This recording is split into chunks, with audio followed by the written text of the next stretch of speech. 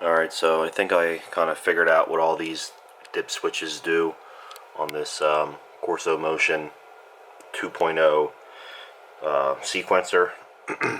So this is pretty much just like the 1.0 sequencer, except it allows you to have separate channels for your parking light input as well as your turn signal. It really just separates the turn signal, so you can have you know, specific LEDs instead of dual utilizing the same LEDs. It also has a few other different modes, but what they printed on the board is totally, I don't think, correct. It took me a while to try to figure out what all these stupid freaking dip switches do and how they affect different things. I'm still mind boggled over what this O input is for, as well as this black like reset type of button. But I'll kind of show you what I've learned so far. So I have all the switches in an off position, except for the last one, which I think basically distinguishes headlight or tail light, which ultimately just kind of turns it into a switchback or not a switchback, and I'll show you what I mean. So I think the switches 1, 2, and 3 are the brake. 4, 5, and 6 are different turn signals. 7 and 8 are different parking light animations, and the last one, number 9, is your headlight or tail light switch. So let's start with what happens when the switches 1, 2, and 3 for the brake are basically all in the off state. So with that being the case, if we then touch the brake input, you can see what happens is that channel basically just turns on, or all those channels rather. Right, so the first 14 channels basically turn on. Now if we flip the first switch to on, you'll see what happens now is they do a bunch of flashes.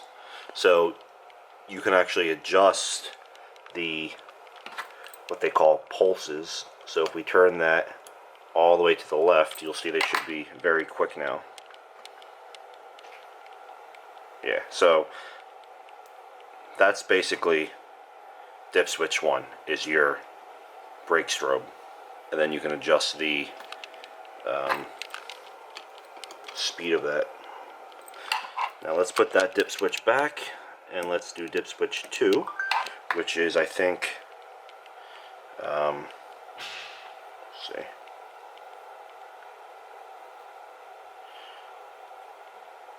So it looks like it's the same thing. So that I'm a little confused about. Looks like it's pretty much the same thing as dip switch 1 being up. Now let's put 2 down. And let's put 3 up.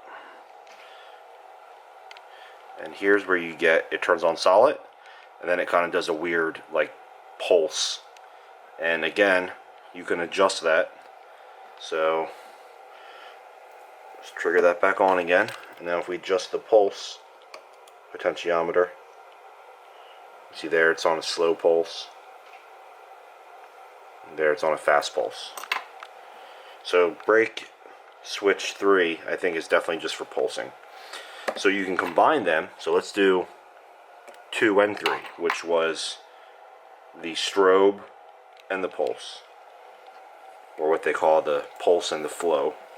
So if we turn that on, you see you get your strobe, and you also get the pulse, or the flow, whatever. Alright, so then you have 4, 5, and 6, which is your turn signal. So let's turn on our parking lights, and then let's tap the turn signal, and you can see the parking lights turn off. The turn signal is just a solid turn signal, and then it returns to your parking lights. Now if we hit dip switch 4, which is the first turn signal switch, to on, that should change. So now when we do the turn signal, you can see it's a flowing type animation. And there's also a turn signal adjustment potentiometer. So if we turn that all the way up, now it should be a lot faster. I need more freaking hands here. Yeah, so let's turn that speed back down to neutral. Alright, so that's dip switch 4. Let's turn that off. Dip switch 5, let's turn on, and we should have a different turn signal animation. Again, we want to speed it up a little bit. Alright, let's turn that to off, and let's do the last turn signal switch, which is 6. See what that looks like. Which is just a flow up, and then it stays on. So if we turn that really slow, you'll see the difference.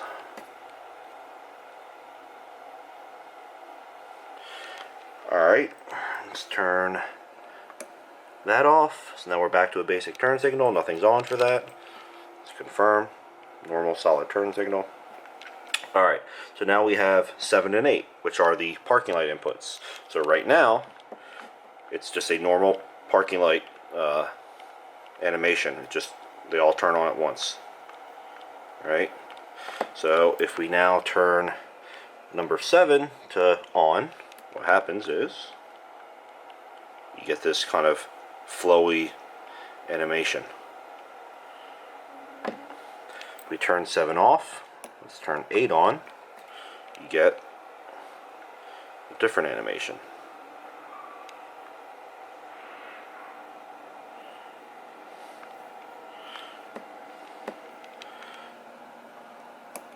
So let's turn that off. Let's go back to a basic parking signal where they're all on.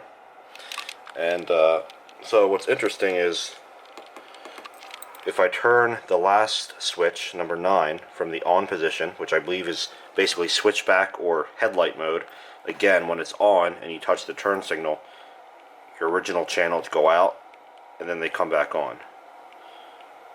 If I turn it to tail light mode, which is turning that switch off, you can see how they kind of dimmed, which is interesting. They're also like pulsing or something weird. I'm not sure why in tail light mode they kind of do that. But when you turn signal now, you can see they stay on. I don't know, it's kind of weird. And when you hit this little black button, you can see like they go off. They kind of change brightness. I'm not sure what's going on with that. It would be nice if Corsos provided some freaking documentation. So yeah, that's kind of what I figured out so far. Hopefully it helps someone that's purchased these or whatever.